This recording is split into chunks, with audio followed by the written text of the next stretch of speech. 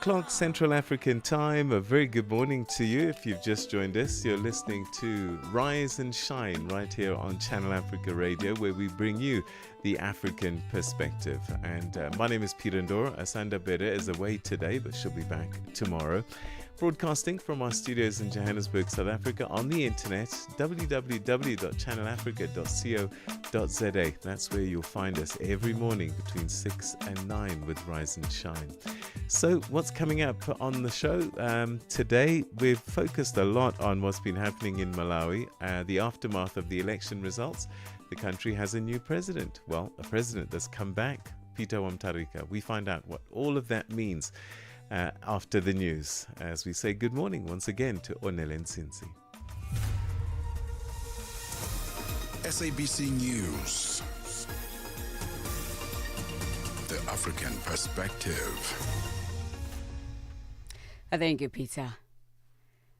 The outgoing Malawian President Lazarus Chakwera has conceded defeat in the September 16 elections.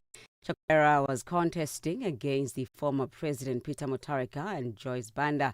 However, Mutharika scored more votes, putting him in the position to become the president again. Chakwera says he called Mutharika to congratulate him.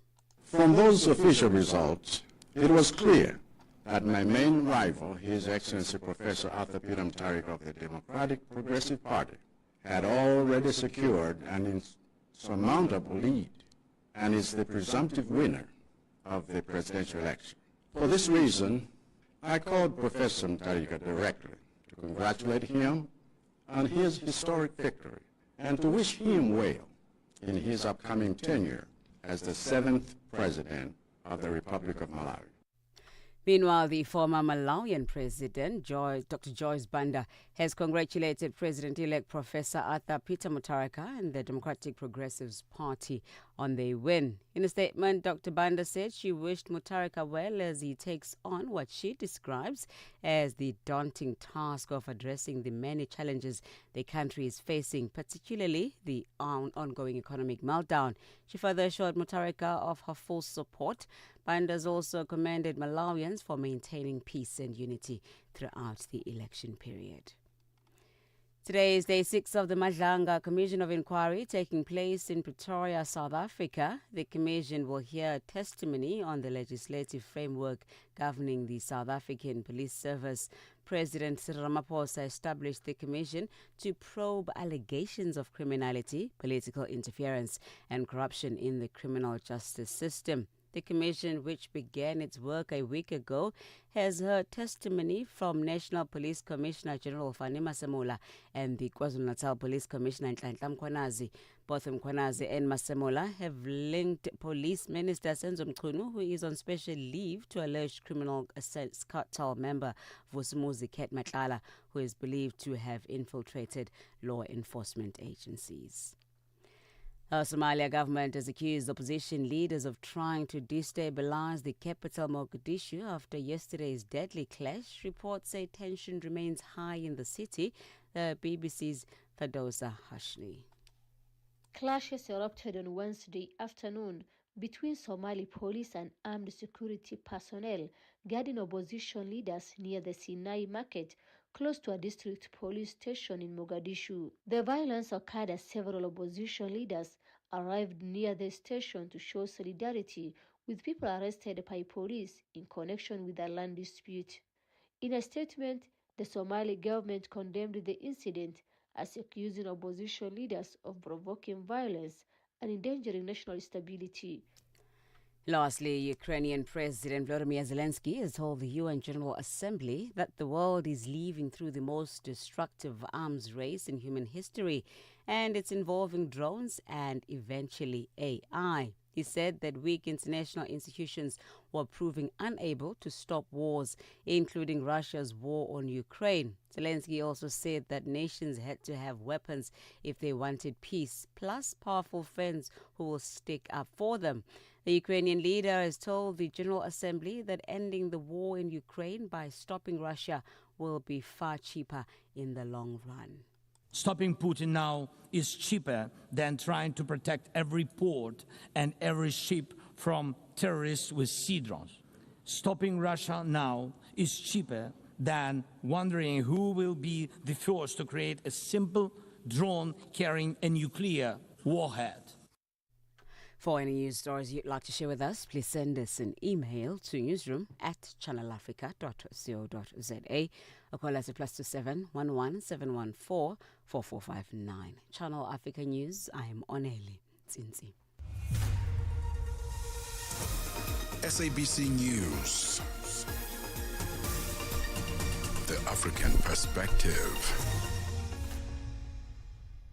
And coming up in your sports news this hour, FIFA considering a record 64-team World Cup for the 2030 edition, while India qualify for the final of the Asia Cup, beating Bangladesh in Dubai last night. Details coming up at 7:30.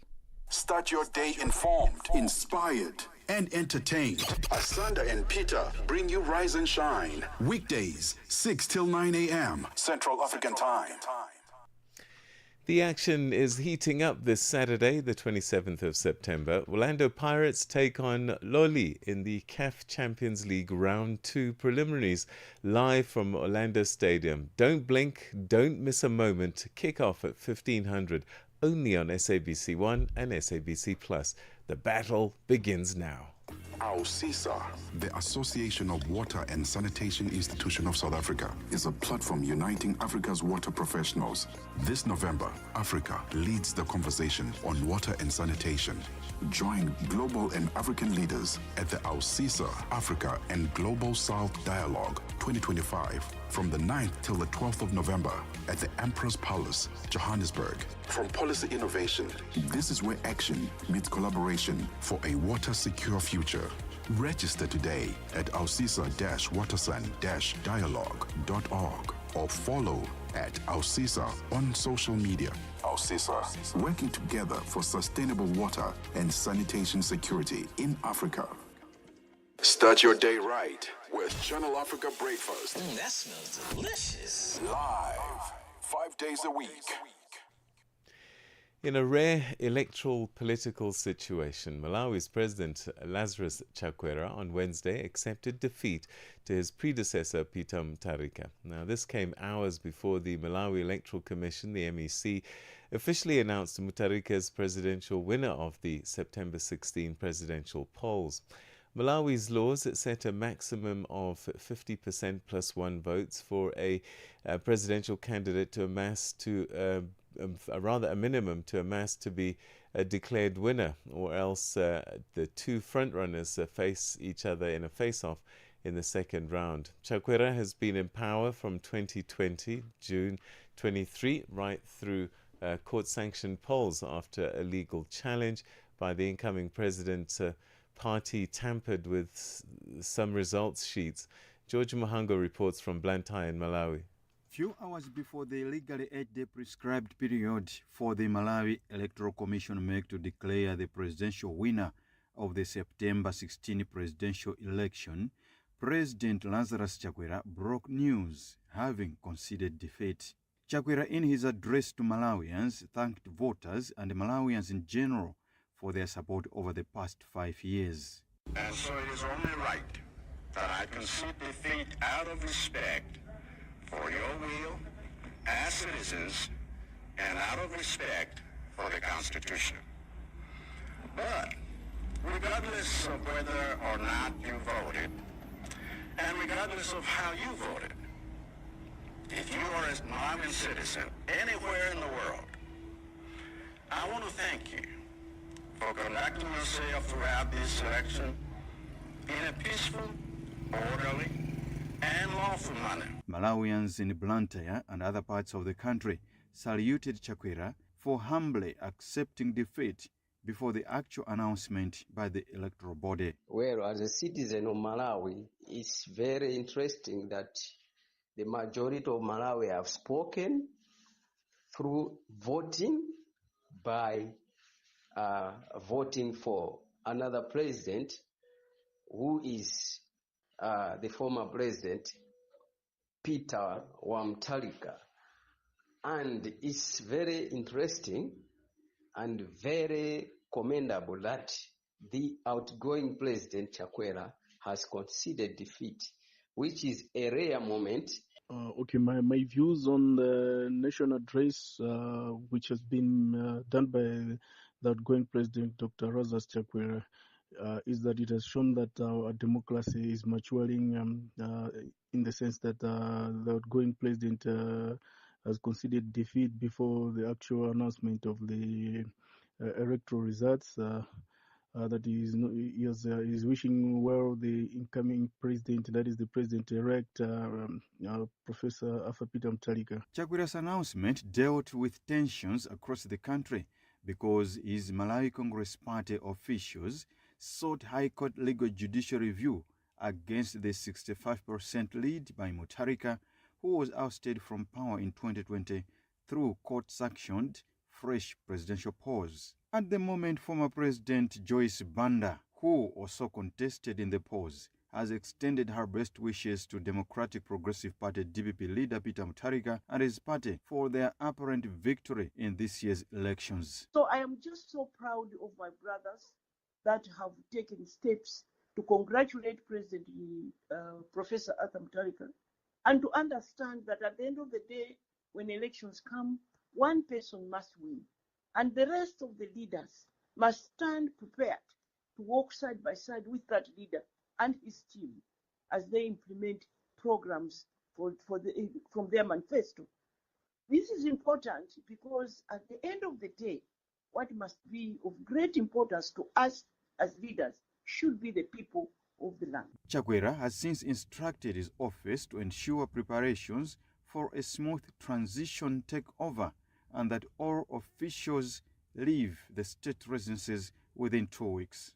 Mutharika, brother to the late Bingu wa Mutharika, who ruled Malawi between 2004 and 2012, is now destined to be the next leader until 2030. George Mhango, Channel Africa News, Blantyre. From Cape to Cairo, Dakar to Dar es Salaam, rise and shine with Peter Ndoro and Asanda Beda on Channel Africa. So, Malawi's former president, Peter Mutharika, has made a dramatic political comeback, officially declared the winner of last week's election with 57% of the vote, defeating incumbent president Dr. Lazarus Chakwera, who secured just 33% of the vote.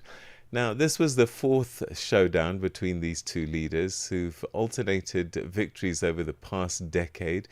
Chakwera, despite raising concerns about irregularities, conceded on Wednesday and phoned President-elect Mutharika to congratulate him on what he called an historic win. Well, to help us unpack what this election means for Malawi's democracy, its economy, and political stability, we're now joined by George W. Chaima, who's a political scientist and governance expert. We'll be crossing to him shortly just to get his sense of what this historic result means. And I think a lot of people are quite excited as well that this election process has gone peacefully, relatively. There were a lot of tensions before in the run-up to the elections, for sure. But in the end, the vote itself went through okay with relatively few problems. And the Malawi Electoral Commission is being congratulated in delivering a very successful election. And of course, the surprise was the margin of win, because there were thoughts and beliefs that this was going to be too close to call in the run-up to the elections. Perhaps not surprising that Peter Mutharika did win the election in the end, given the struggles and the travails that ordinary Malawians have been facing up until now. As late as on election day itself, people were queuing up, for example, for fuel. And the Malawians in the end just said, look, we've had enough of this. And President Chakwera, you promised so much when you came into power in 2019, but you just haven't delivered. So in the end, President Mutharika got the a vote from the proletariat, the people of Malawi. And we now wait to see what that might mean in terms of political transition and move to a new dispensation and a new order in Malawi. And as I said, we're going to try and unpack what it all means politically for the country and going forward. But a lot of people, I think, have been watching, and given what happened in the last election, are happy that this transition has taken place and it's taken peacefully. And to see the maturity of Malawi's democracy is indeed encouraging. All right, let's cross now to Dr. George Chaima, who's a political scientist and government expert, and get his take on what's just happened in Malawi. Thank you very much indeed for joining us, and welcome to the program. Yeah, you're welcome, Peter. Good morning. How are you? We're well, and I guess most people watching these elections, given what happened last time, must be really pleased with the way this election has gone, even before the results were announced.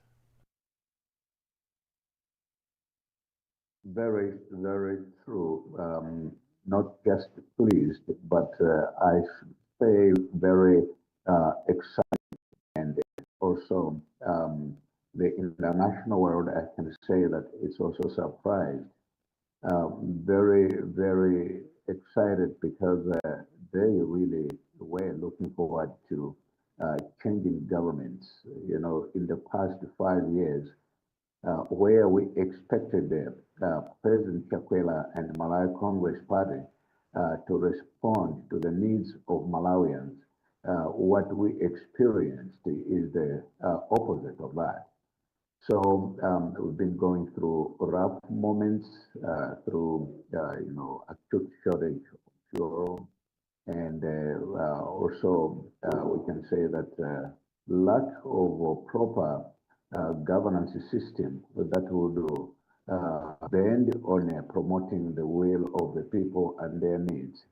So they were looking forward to a day like yesterday whereby a new leader could be, announced and declared to Malawians. Very surprised because, Peter Mutharika, who is the incumbent or president-elect, did not do any campaign for his bid. He appeared in the general public, I think, maximum of 11 whistle stops and maybe two rallies. But the impact has been very great, meaning that people have cast their votes not because Mutharika campaigned for his presidential seat, but because Malawians wanted change. So change has come, and the good thing is that the incumbent president, Dr. Lazarus Chakwera, the outgoing president, Dr. Lazarus Chakwera, conceded defeat. So this is exciting moment, and the win has come in a very surprising one, and people are excited about this. What do you think this election means in terms of a shift in the political landscape of Malawi? The characters may be the same, but I would say that the characteristics of the political process may have shifted now. As you are aware, quite familiar with the African politics and Malawian politics in particular, our country is anchored on politics of regionalism and tribalism, especially since the dawning of multi-party system of democracy. Uh, for example, DPP, who is the president, comes from the southern region, was supposed to get more votes from the southern region, and Chakwera, who comes from the central region, was supposed to get more from the central region. While in the north, probably would say that that would be a place where the votes would be split. But what we have seen this time is totally different.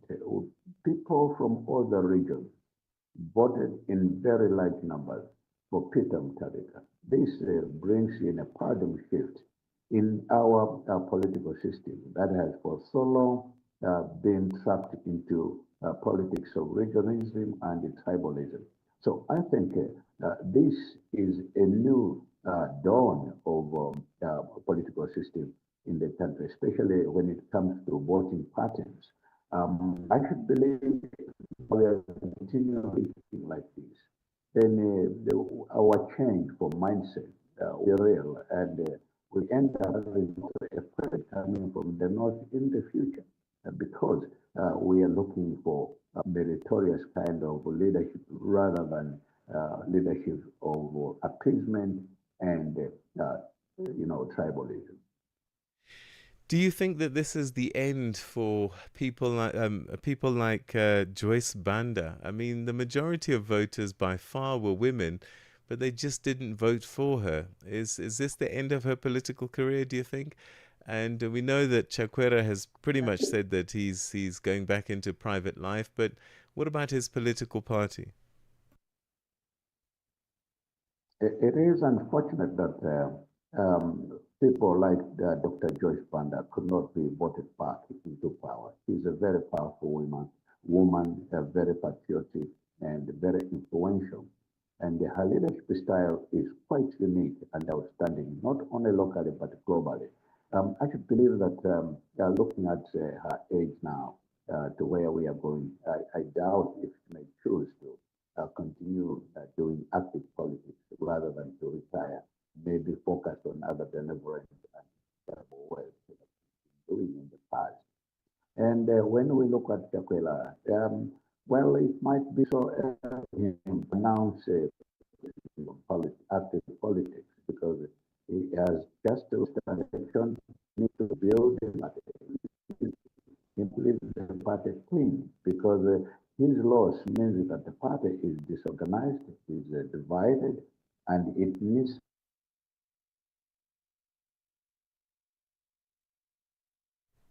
some kind of sanity from the leadership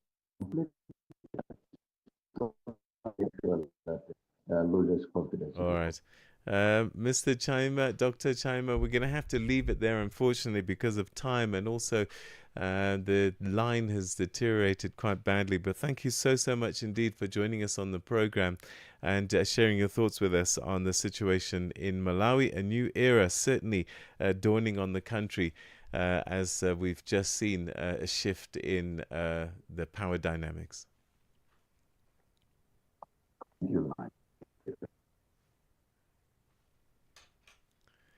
All right. Africa Update on Channel Africa with Lulu Kabu. Mozambique's opposition leader Venancio Mondlane has been charged with incitement to terrorism and disobedience. He faces a total of 5 charges. The charges relate to post-election violence that left hundreds of people dead. What punishment is he looking at? The most severe charges are 2. One is incitement for terrorism, and also is being charged for mobilizing people for terrorism during the protests. These charges are really serious and severe. If he is condemned, is found guilty, he could serve 10 years plus years in jail, meaning that he would be banned from political participation, mainly for the 2028 and 2029 electoral cycle. The director of CDD, the Center for Democracy and Development, Adriano Novunga. Africa Update with Lulu Kabu, 12 to 1 p.m. Central African Time. From Cape to Cairo, Dakar to Dar es Salaam, rise and shine with Peter Ndoro and Asanda Beda on Channel Africa. Right, it's time now for us to take a look this morning to shift our attention to a mounting health emergency in the Democratic Republic of Congo. The International Federation of the Red Cross and the Red Crescent Societies, IFRC, has launched an urgent appeal for 20 million Swiss francs, and that's roughly $25 million US, to help contain a fresh Ebola outbreak in the Kasai region. Now, this is the first such outbreak there since 2008. And already local health systems are being overwhelmed.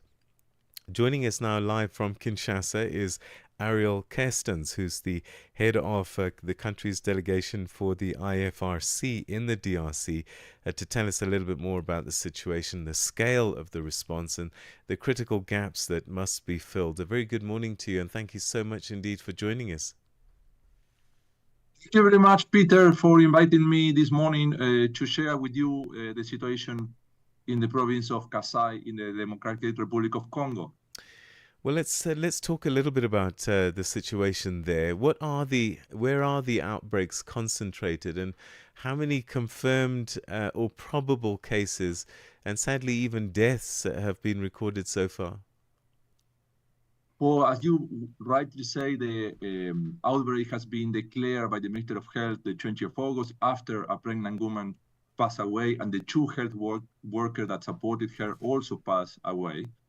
This is the first outbreak in that area since 2008 and is the Zaire strain. The most affected areas so far are Bulape, Mweka, Mushenge, and Kakenge. However, the most impacted one, which is at the epicenter of the outbreak, is Bulape, where the highest number of cases and deaths are there. Our figure, the figure that we manage, is through our network of volunteers that are in the field, is 53 total cases, of which 47 have been confirmed. 10 are probably cases, still, through the process of being confirmed. There are also 33 confirmed death, which brings the fatality rate to 51%, which is a very high fatality rate, which is one of the characteristics of this strain, the Zaire strain. Of course, schools are closed and the economy is constrained, a little bit stalled because of the situation.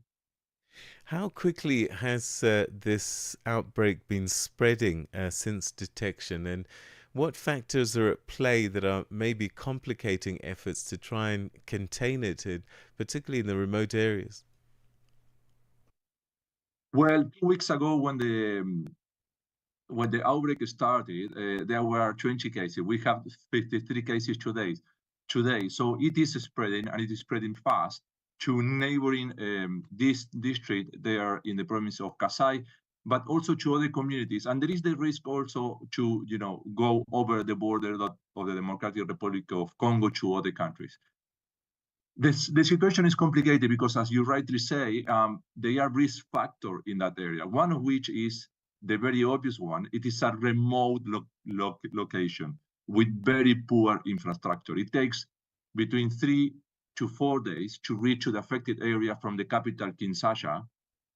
And that's already, a high constraint when it comes to providing supply, to bring in reinforcing teams, and to do the rotation of the health personnel who is in the front line. There is also a very limited capacity for isolating cases in that area, with only 15 beds available at this stage. And there are, other risks like concurrent epidemic and outbreaks, like, for example, cholera, mpox, and measles. They are also, of course, some of the risks related to the actual population and the community living there, like the burial practices are not necessarily safe and dignified, or there's a little bit of community mistrust in the population. There is population displacement because of the conflict in the east of the country, but some also returnees from Angola. And all this increases the vulnerability of the people in the affected area, but also the complexity of the operation to constrain the virus in those areas. So this funding appeal that you've put out, what do you need the money for urgently? What are your priorities? I guess resourcing the health facilities is one of them.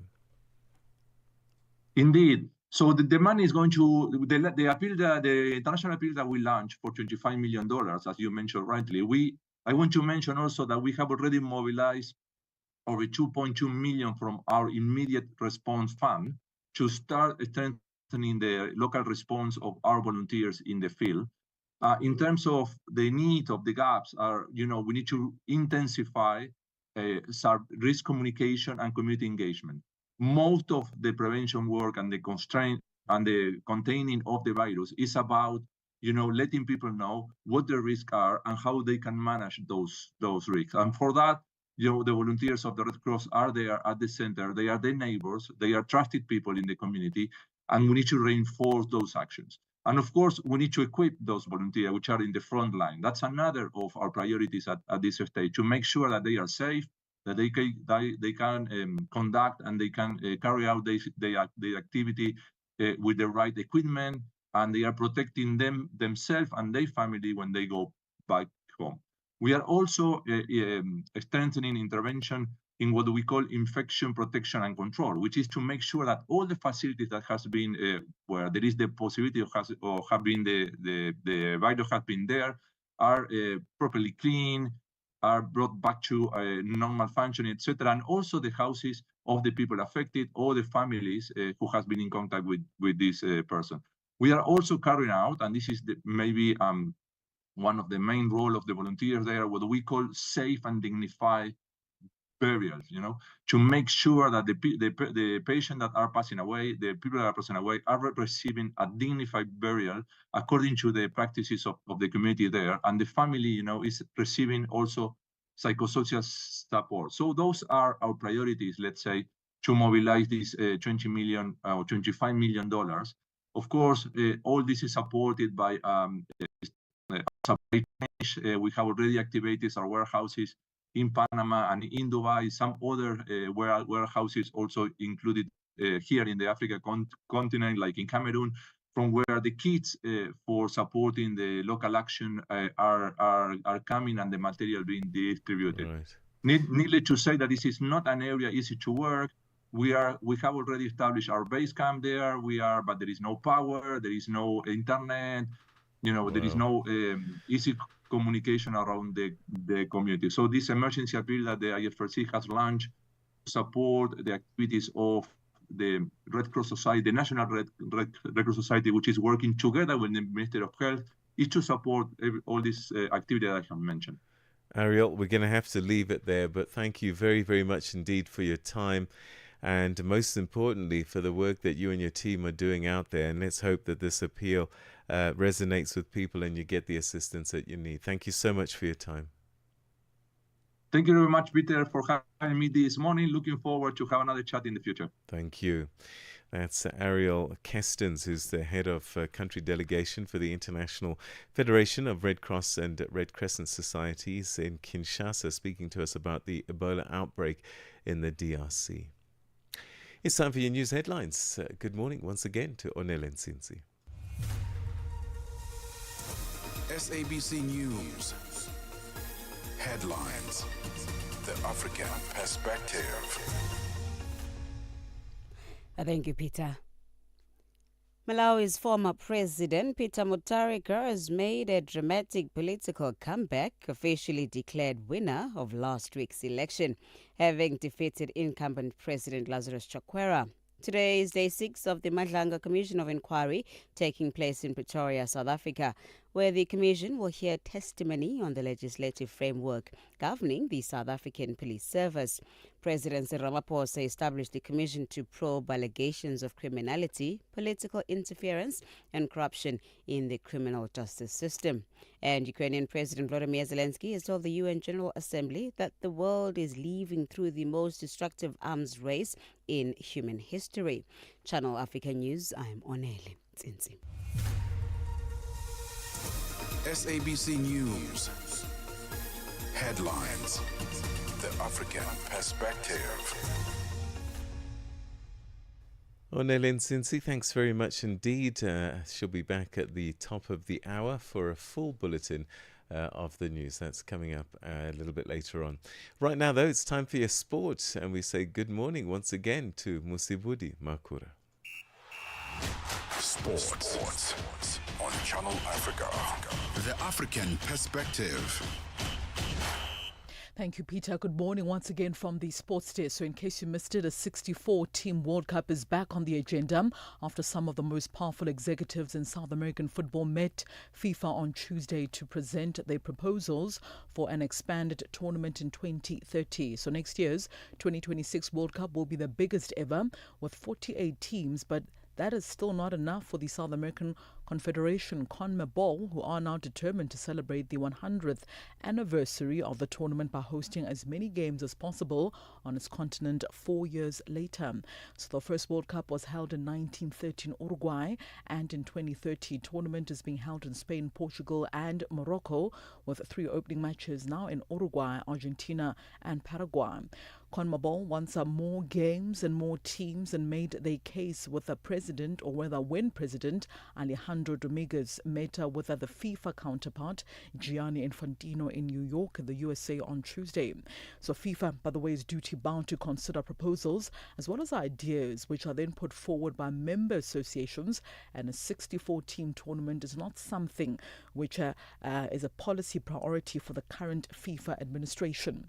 So a 64-team World Cup would then see almost a third of FIFA's 211 member associations playing in the finals, and would also make qualifying a little more than a formality for the strongest teams in world football. On to cricket news now. Defending champions India booked their spot in the Asia Cup final with a 41-run victory over Bangladesh yesterday. The win moves India, who are yet to lose a match, 2 points clear at the top of the table, while also eliminating Sri Lanka, who have also lost their first 2 matches in the Super 4 stages. Pakistan as well as Bangladesh level on the 2 points, face off with each other in the penultimate group match later on today, with the result then determining who then joins India in Sunday's final. Batting first in Dubai opener Ashbashek Sharma scored his second half century in as many matches to kickstart India innings. He then dominated an explosive first wicket stand with Shubman Gill amassing 46 for 19 in the power play. He then went on to score 73 for the loss from 37 balls, including 6 fours and 5 sixes, before being run out in the 12th over of that match. His dismissal, India's third, sparked a mini collapse as they lost 3 for 17 in 3.3 overs before all-rounder Hardik Pandya then steadied the ship with 38 runs from 29 balls to set Bangladesh a target of 169 runs. In tennis news now, Maria Sakkari overcame Ashlyn Kruger in a marathon first round match at the China Open in Beijing. The Greek edged the Titan counter to go through 7-6, 6-7 and 7-5 in a match lasting 3 hours and 29 minutes, the third longest on the WTA Tour in 2025. Sakkari rallied 2-4 in the decider before winning 5 of the next 6 games to seal the victory.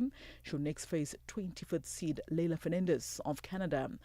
Meanwhile, Barbora Krejcikova moved into the second round of the China Open in Beijing with a 6-2, 6-2 win against Anna Blinkova. The Czech Republican was largely untroubled, even recovering from 2-love down in the second set to win 6 games in a row.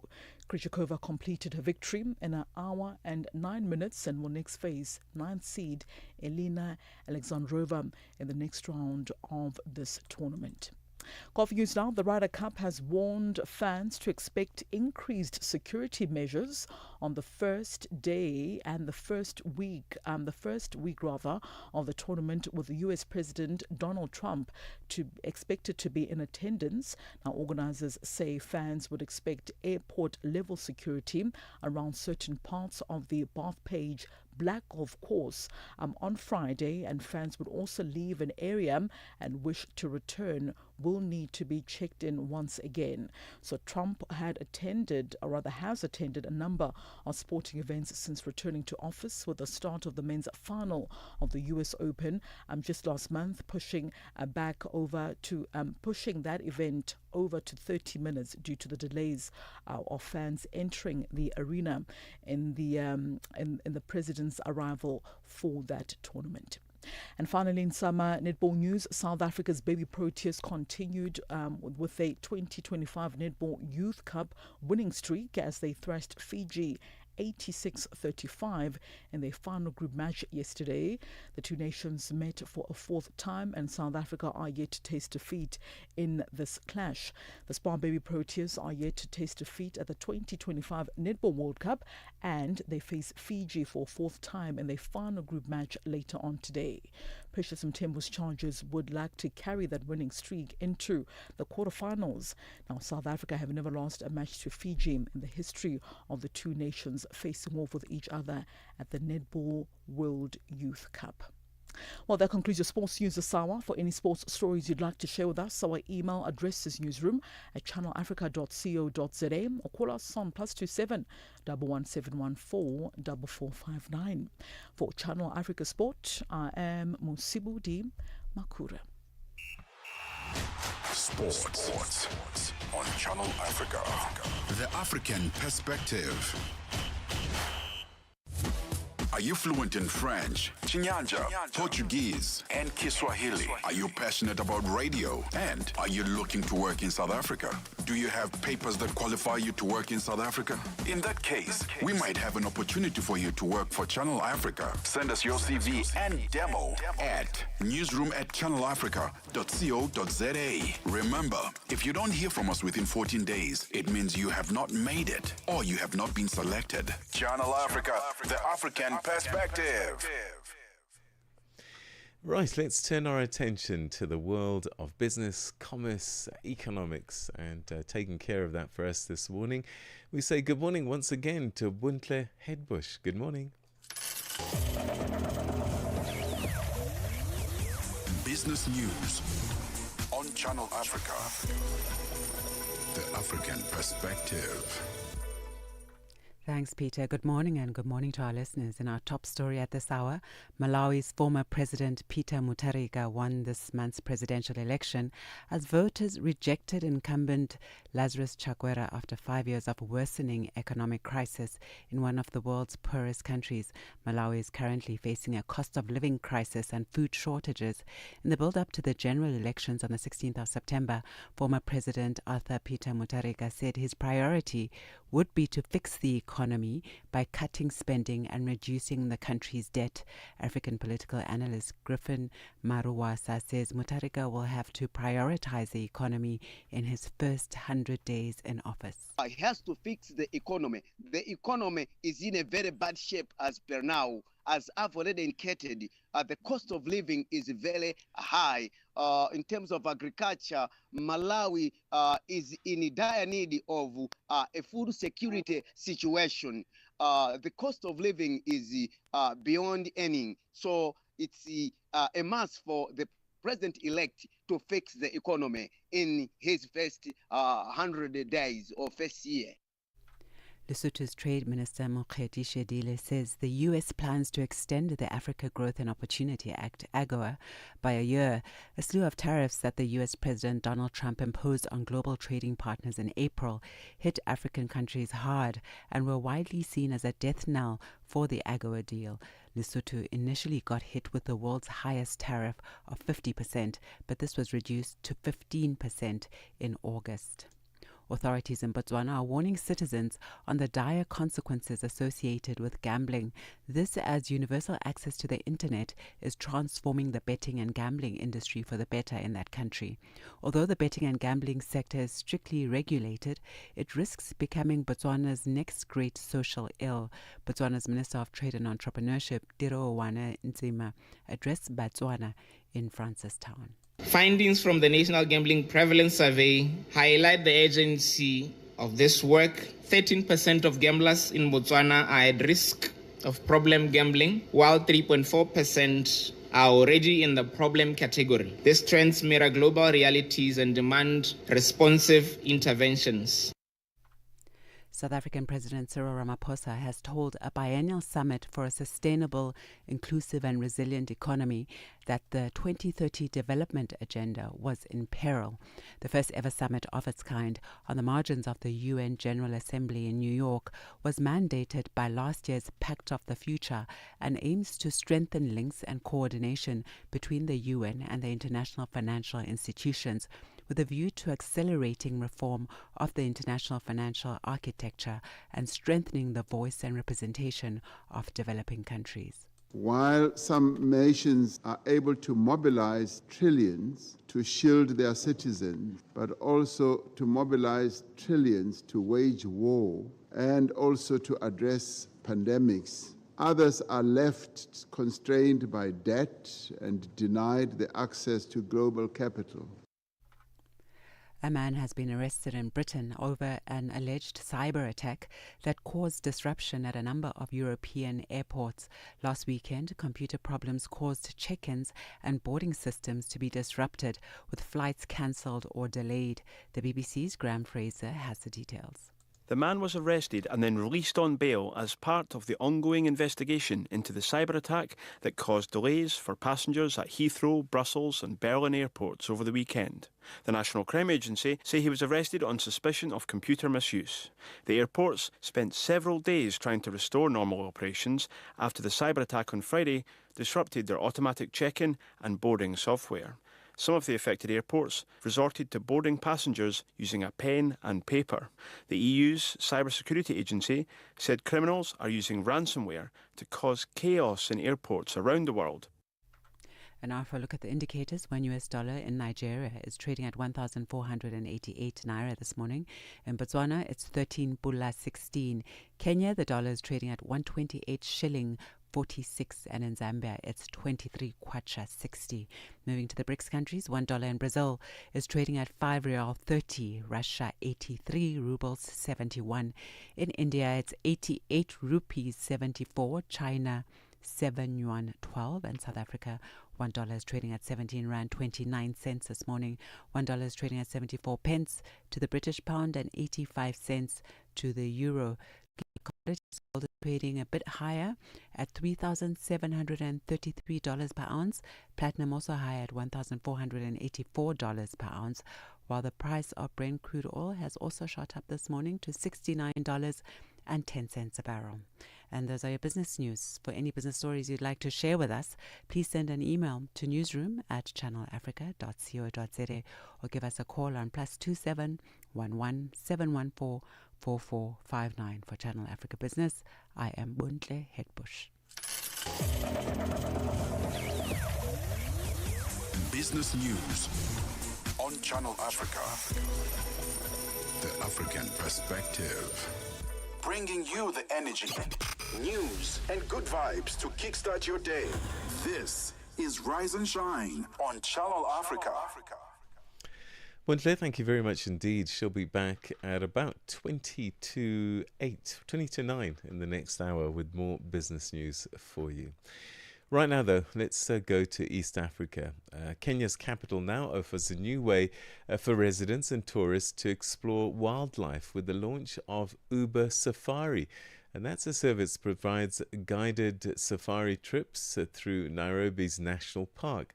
The initiative, introduced as part of Uber's 10-year anniversary in the country, aims to make the park more accessible whilst creating opportunities for local tour operators and drivers. Our reporter Lebohang Mabange picks up the story. For the first time ever, with the push of a button, you can now book a safari to this very national park from the city of Nairobi. Uber Safari is a first of its kind offering that allows riders to book day and night safari experiences at Nairobi National Park, complete with licensed guides and safari-ready land cruisers. The initiative is delivered in partnership with the Ministry of Tourism, Kenya Wildlife Services, Tourism Regulatory Authority, and local tour operators. At the launch event, Susan Burns from the United States Embassy in Nairobi highlighted the importance of responsibility alongside innovation. And with the launch of Uber Safari, that partnership expands. It's offering a way for both Kenyans and international visitors to connect with the magic of this park and to make memories that last a lifetime. You know, this launch is about something deeper. It's about responsibility. Kenya's wildlife is a global treasure. The giraffes, the rhinos, the lions, and other species we may see here tonight are part of Kenya's heritage and also our planet's story. And ensuring they thrive is a responsibility that we all share. She further emphasized the value of combining economic opportunity with conservation. The U.S. Embassy is proud to support partnerships like this one that combine economic opportunity with conservation so that these landscapes remain vibrant for generations to come. So this initiative reflects the best of the U.S.-Kenya partnership: innovation, job creation, conservation, and community. And American companies like Uber embody that spirit of innovation and collaboration that really defines for us the US-Kenya relationship. Imran Manji, General Manager and Head of East Africa at Uber, reflected on the company's decade-long presence in Kenya. A decade of growth, a decade of partnerships, and of reimagining how people move. Since 2015, Uber has been involved in the fabric of the Kenyan society, connecting millions of riders and drivers, helping thousands of livelihoods, and contributing over 14 billion shillings to the Kenyan economy last year alone. At the heart of this journey is innovation. From the very beginning, Uber's mission has been to reimagine the way the world moves. In Kenya, this innovation has meant designing for local needs. Annabel Diaz, Vice President for Uber in Europe, Middle East and Africa, highlighted the broader impact of tourism and how Uber Safari aligns with it. Tourism is not just about visitors, it's about jobs, it's about communities, it's about showcasing Kenya's beauty to the world. In 2023, trips on the Uber app generated an estimated 2.7 billion in added value for Kenya's tourism sector, connecting people to parks, to hotels, to restaurants, and to cultural attractions. With Uber Safari, we are proud to open up new ways of experiencing Kenya, starting right here in Nairobi, in this beautiful national park. This product reflects everything we believe about innovation, that it should connect people, unlock opportunities, and celebrate local culture. Uber Safari promises to make wildlife experiences more accessible and convenient while creating new earning opportunities for local drivers and tour operators, all while promoting sustainable tourism in Kenya. Reporting for Channel Africa, I am Lebogang Mabange. A fresh morning, a fresh perspective. Stay tuned to Rise and Shine on Channel Africa. Right, let's turn our attention to this story now. Oxfam, the global anti-poverty and justice organization, has released a stark new report warning that the renewable energy transition is being captured by wealthy nations and corporations. Despite the Global South holding around 70% of the world's transition minerals, most of the profits and investments remain in the hands of the richest, repeating colonial patterns of exploitation. Well, to help us unpack these findings and what a fairer transition would require, we're now joined by Gerald Biarugaba, who's a regional advisor for extractive industries, fiscal justice and just energy transition at Oxfam in Africa. Thank you very much indeed for joining us, and welcome to the program. My pleasure to be here, Peter. Thanks for hosting me. All right, let's start with what would you say are the core findings of Oxfam's new report? Excellent. So, Peter, as you have put it, the core message of this report is that the just energy transition must serve life, not profit. It must not be hijacked for the benefit of a wealthy few and for the already advanced economies to the detriment of countries in the Global South. So, unfortunately, what we are seeing is that the same dynamics that drove the historical colonialism are re-emerging now. So the transition is beginning on a faulty foundation with unequal distribution of benefits and with climate inequality. I mean, you rightly pointed out that the Global South holds roughly 70% of transition minerals, for example, which are key in this energy transition. Yet, the bulk of investments in renewable energy is going to already advanced economies. I mean, talk about 2024, for example. The global investment in green energy went 50% to the global north, 29% to China, and just under 2% for Africa, despite Africa having vast renewable energy potential, and despite also the fact that sub-Saharan Africa has 85% of the world's population that lacks access to electricity. These are faulty foundations that must be rectified, that must be managed if the energy transition is to be fair and just. Just as another example, because of course, with the transition comes a lot of extraction of the minerals like lithium, like cobalt, like coal, like lithium, like cobalt, like copper, most of which are found within Africa and many global south countries. If you take an example of DRC, which is known to host a bulk of the world's cobalt reserves, just in the year 2024 alone, Tesla, the company that's manufacturing electric vehicles based in the global north, of course, owned by the poster child of oligarchy, Elon Musk, in 2024, they made profit of more than $3,000 per electric vehicle sold. You see, each electric vehicle, the report notes, contains about 3 kilograms of cobalt.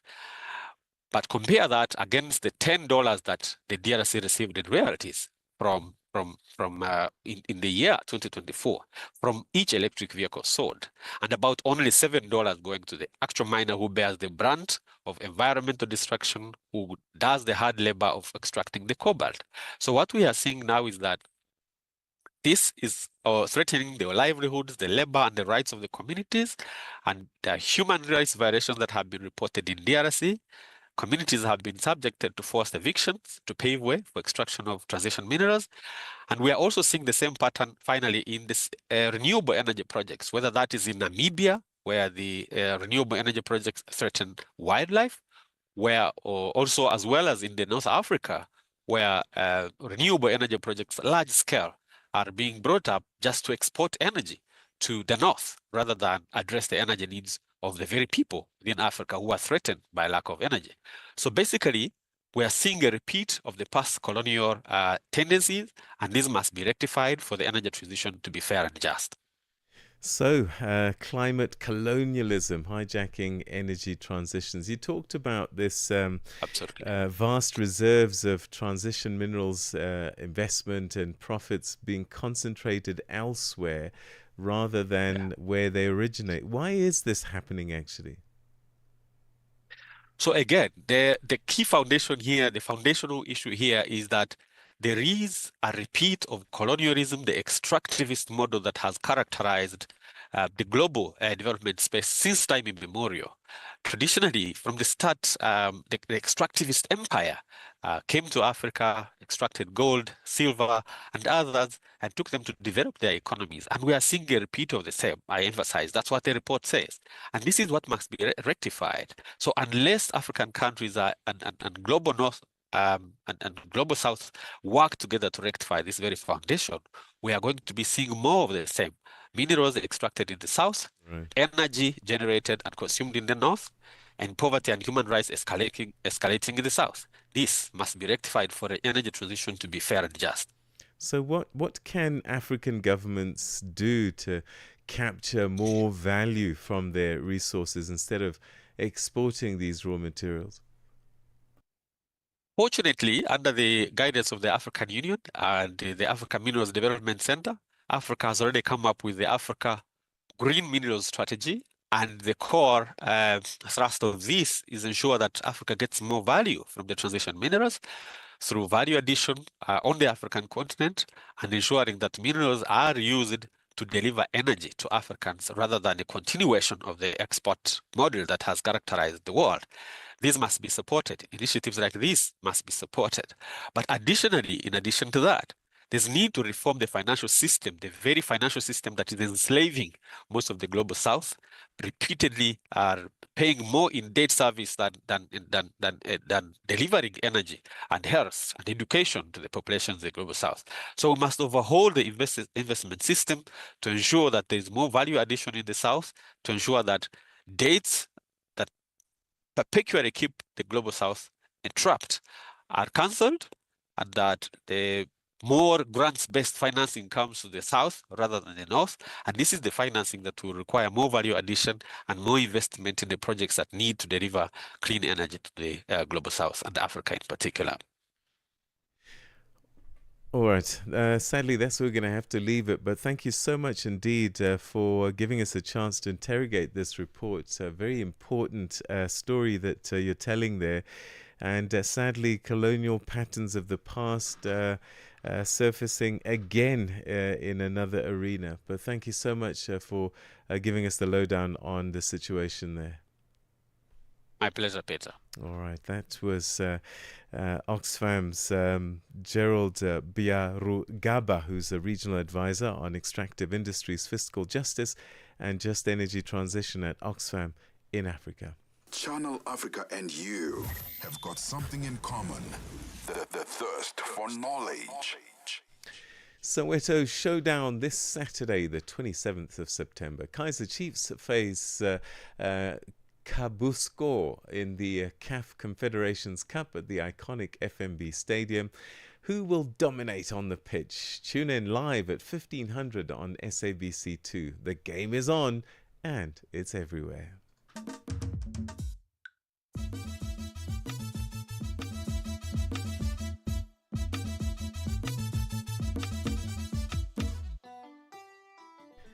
It's 8 o'clock Central African time, which means it's time for the final hour of Channel Africa's Rise and Shine program. And we thank you very much indeed for tuning in. And one of the core features of the programming this morning, of course, has been this transition of power in Malawi. And we're going to continue to explore that a little bit. We're busy trying to get hold of the political players in the country, and not successfully at the time being, but we'll keep on trying, because we'd love to hear from them, the winning party and also the party that's just conceded defeat. What does this all mean for Malawi? And has a new era, a new dawn begun for the country? And is there hope now for the Malawians to deal with some of the challenges they've been facing? We'll be unpacking that in the next half hour right here on Channel Africa Radio. Right now, though, it's time for your news, and it's good morning to you, Onele Nsinsi. SABC News. The perspective. Well, good morning, Peter. Malawi's former president, Peter Mutharika, has made a dramatic political comeback, officially declared winner of last week's election, having defeated the incumbent president, Lazarus Chakwera. This was the fourth showdown between the two leaders, who have alternated victories over the past decade. Despite raising concern about irregularities, Chakwera conceded yesterday and phoned Mutharika to congratulate him on what he called a historic win. From those official results, it was clear that my main rival, His Excellency Professor Arthur Peter Mutharika of the Democratic Progressive Party, had already secured an insurmountable lead and is the presumptive winner of the presidential election. For this reason, I called Professor Mutharika directly to congratulate him on his historic victory and to wish him well in his upcoming tenure as the 7th President of the Republic of Malawi. Meanwhile, the former Malawian President, Dr. Joyce Banda, has also congratulated President-elect Professor Arthur Peter Mutharika and the Democratic Progressive Party on their win. In a statement, Dr. Banda said she wished Mutharika well as he takes on what she describes as the daunting task of addressing the many challenges the country is facing, particularly the ongoing economic meltdown. She further assured Mutharika of her full support. Banda has also commended Malawians for maintaining peace and unity throughout the election period. Today is day 6 of the Madlanga Commission of Inquiry taking place in Pretoria, South Africa, where the Commission will hear testimony on the legislative framework governing the South African Police Service. President Cyril Ramaphosa established the commission to probe allegations of criminality, political interference and corruption in the criminal justice system. The commission, which began its work a week ago, has heard testimony from National Police Commissioner General Fani Masemola and the KwaZulu-Natal Police Commissioner Nhlanhla Mkhwanazi. Both Mkhwanazi and Masemola have linked Police Minister Senzo Mchunu, who is on special leave, to alleged criminal cartel member Vusimuzi Kat Matlala, who is believed to have infiltrated law enforcement agencies. Sibahle Mota reports. Generals Mkhwanazi and Masemola have both testified that Police Minister Senzo Mchunu, who has been placed on special leave, unlawfully disbanded the KwaZulu-Natal Political Killings Task Team. This is despite its recorded accomplishments in solving murder cases at the University of Fort Hare and those targeted at traditional leaders in the Eastern Cape. Furthermore, Mchunu has also been linked to alleged cartel member Vusimuzi Ket Matlala through telephone records. Masemola has told the commission that the motive to disband the PKTT became clear following Ket Matlala's arrest in May 2025. The Somalia government has accused opposition leaders of trying to destabilize the capital Mogadishu after yesterday's deadly clash. Reports say tension remains high in the city. The BBC's Fadosa Hanshi. Clashes erupted on Wednesday afternoon between Somali police and armed security personnel guarding opposition leaders near the Sinai market, close to a district police station in Mogadishu. The violence occurred as several opposition leaders arrived near the station to show solidarity with people arrested by police in connection with a land dispute. In a statement, the Somali government condemned the incident as accusing opposition leaders of provoking violence and endangering national stability. Lastly, Ukrainian President Volodymyr Zelensky has told the UN General Assembly that the world is living through the most destructive arms race in human history, and it's involving drone and eventually AI.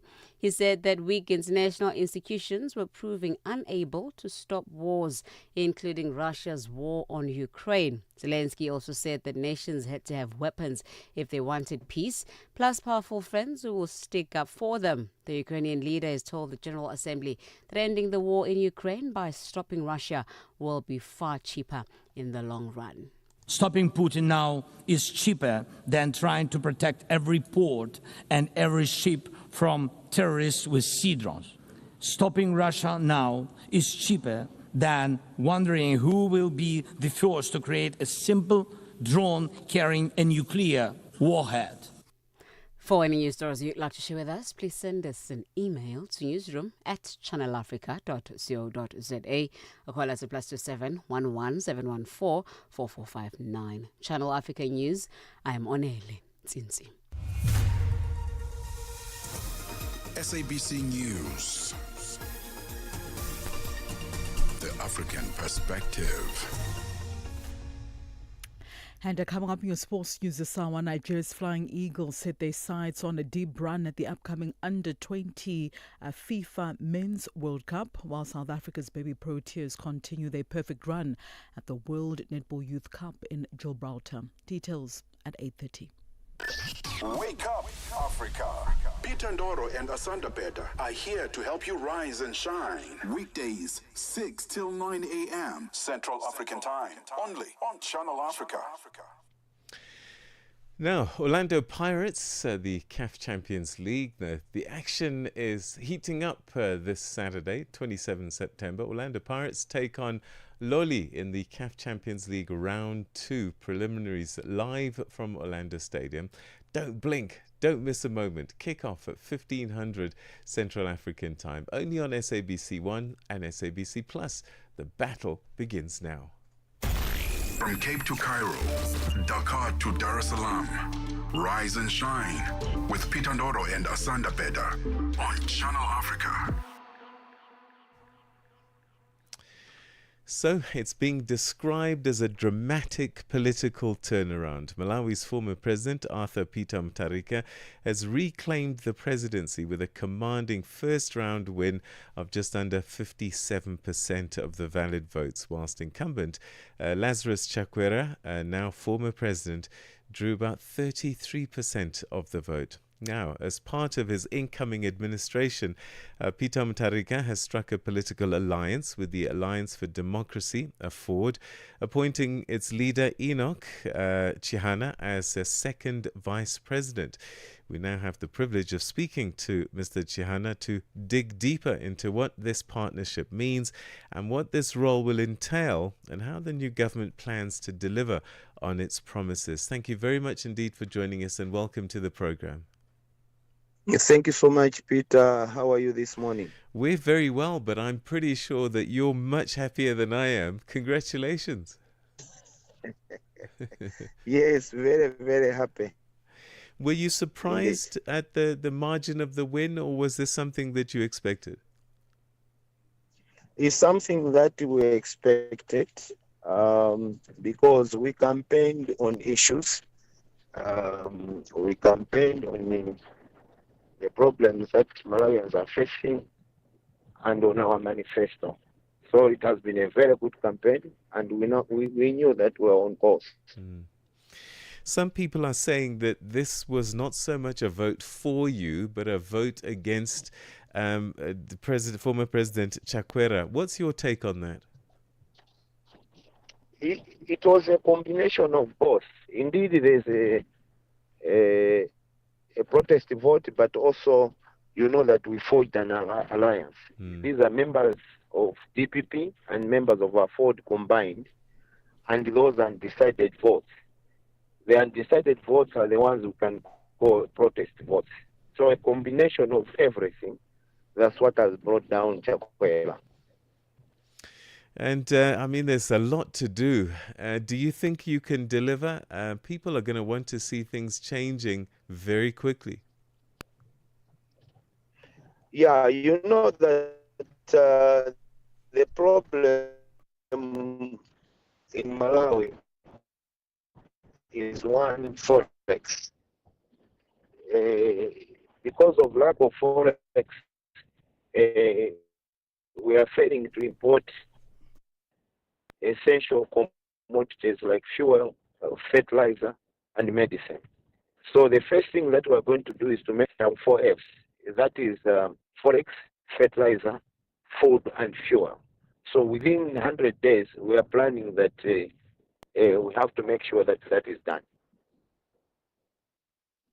Do you think that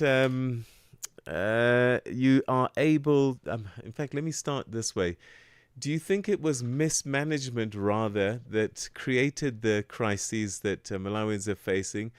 Or could there have been other factors, global factors, which you now have to deal with? Yes. Global factors are affecting every country. It's not only Malawi. But mismanagement, lack of vision, that's what brought us to our knees in Malawi. All right, so perhaps you can tell us what you see your role as a second vice president. What will be your primarily responsibilities in this administration? In fact, in Malawi, as vice president, you're also given a ministerial position, which you always had. What happens is that as second vice president is to make sure that whatever we have promised our people, it has to be done. Secondly, is just to beef up the presidency to make sure that we are focused and we are ready to deliver. So your appointment comes as part of this DPP Afford alliance. What concessions or guarantees were made to Afford to make this deal happen? And how will you ensure that your party's agenda is meaningfully advanced in this alliance?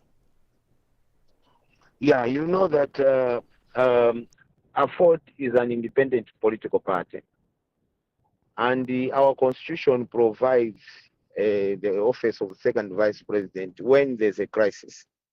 A crisis, they mean political or economic. So Malawi has a serious economic crisis. The economy is in tatters. So we need to put our heads together. So the beefing up is not only in ministries, but even the presidency, to make sure we are focused, we have the right policies to deliver. We agreed so many things, 60-40 arrangement, but that can change because all the time in politics is a give and situation. But at the moment, we are on course to make sure that we deliver whatever we promise to Malawians. You talked about the 4 Fs, and I guess the agricultural sector critically important because food security is under stress from climate extremes, droughts, floods, and Cyclone Freddy aftermath. What actual strategy is there in place to support farmers, maybe, and ensure food availability and security? Yeah, first, what we're going to do is to focus on the production, especially maize production. And also we are going to make sure that also we introduce winter cropping so that we can produce 2 or 3 times a year. And also, as far as the farm inputs are concerned, we need to introduce what we call loan input program so that every Malawian, every able Malawian is able to access inputs and produce maize. In that way, after a year, you find out that we have doubled or tripled the production of maize, which means what is going to happen is we'll have enough food, but also enough export. We're also going to bring forex. So this is our program. This is our strategy to make sure that there's food security in the country, which is paramount. That's the first thing that we're going to do. How long will it take for you to stop the fuel queues? We are looking at between 3 to 4 months. It will be history. I'm curious about your view, the role of regional and international partners, maybe donors, financial institutions in Malawi's recovery. Is this something that you've sat down and discussed, and how your government's going to engage with them differently going forward? Yeah, you see, our foreign policy doesn't change much. There are just few areas that we are going to change, but it doesn't change much. We have traditional partnership with the Western countries, the British, the Americans, and the other Western countries, the Scandinavian countries.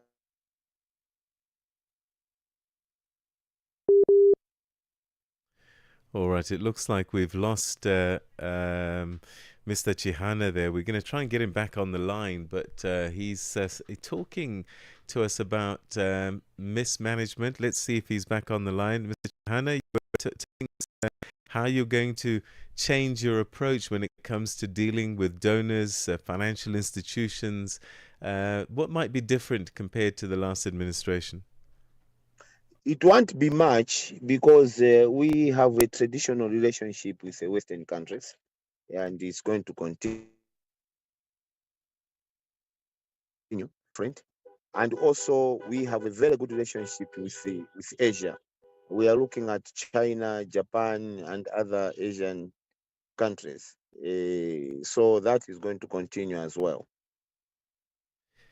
This partnership, this alliance, some people are looking at Peter Mutharika and are fearful that this might just be Peter Mutharika 2.0, and the Peter Mutharika before, the one they got rid of in terms of voting him out, is going to have to change his way of governance and running the country. Are you going to make sure that that happens, that there's a new version of administration? I think once bitten, twice shy. It's always a learning process. And I think his approach this time to be totally different because it's a total. All right. Sadly, there the line has dropped us there with Mr. Chihana, the second vice president elect for Malawi, and he, of course, comes to the alliance with the DPP with his party Afford. And he will be the second vice president of Malawi. And he says, once bitten, twice shy, so that this Mutharika administration should be stronger and perhaps a little bit more focused. Sadly, we didn't get to talk about things like corruption, which I think was something that President Chakwera was accused of in terms of not dealing with it in his current administration, in his outgoing administration. He had promised to root it out, but there were accusations that he was slow and sometimes didn't take enough action in certain areas. The former administration of Peter Mutharika itself was accused of corruption and allegations of corruption, misuse of state resources, and controversies that in the end led to the 2019 annulment of his election. So one wonders if there will be a change. What we know for sure is that Malawians are now not afraid to express themselves, and he will get told and he will find out. I've got a feeling that the youth are not going to put up with anything going forward. So we'll be watching, and we'll be reporting for you on the ground in Malawi. Your morning companion with the stories that matter. This is Rise and Shine on Channel Africa. All right, let's continue to unpack this particular story now and take a look at maybe one of the biggest issues, which really has been the state of the economy. And can this new administration do something better than the past one? Let's speak to Chief Economist and Director of Economic Research and Strategy, Chifa Mhango. Thank you very much indeed for joining us. Always good to talk to you. Thank you very much, Peter, and good morning to your listeners across the continent. So, Malawians, they don't want to stand in queues for fuel anymore. They want inflation to slow down, and they want food on the table. Can this administration do something that the last administration wasn't able to?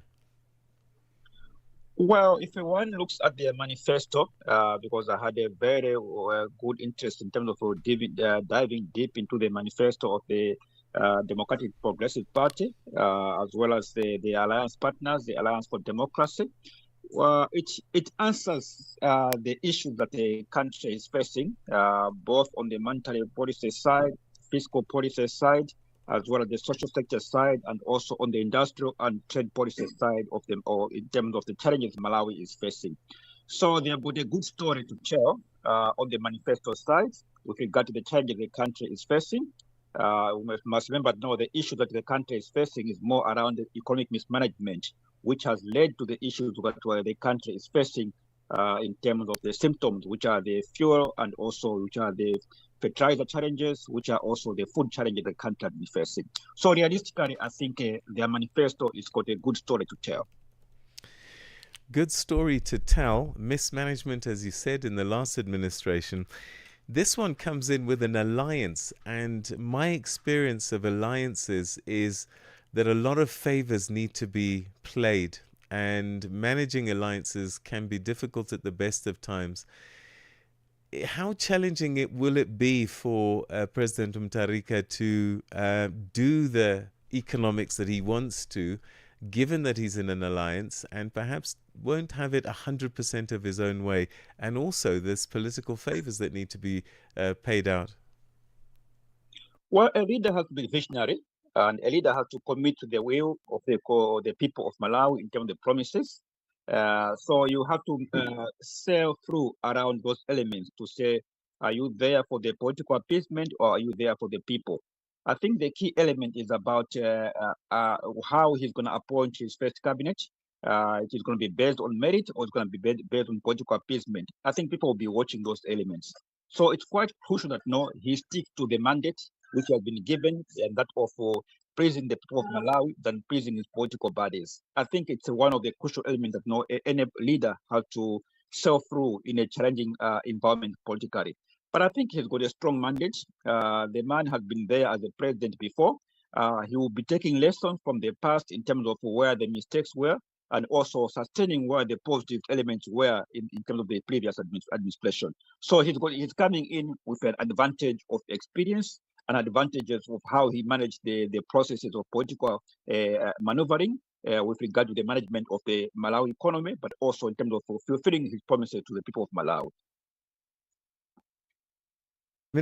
The administration will only be as good as its team. Do we have any clues, perhaps, who's going to be taking up key ministries like finance, economics? And are they up for the job if we have an idea who they might be? Well, I think that would be more or less like entering the space of what we call it's a prerogative of the president to appoint ministers. But I think if one looks at from the previous administration of his team, most of these team members that were there before are still fairly there in terms of his political party. They have stood up with him in terms of the turbulent political environment his party has faced.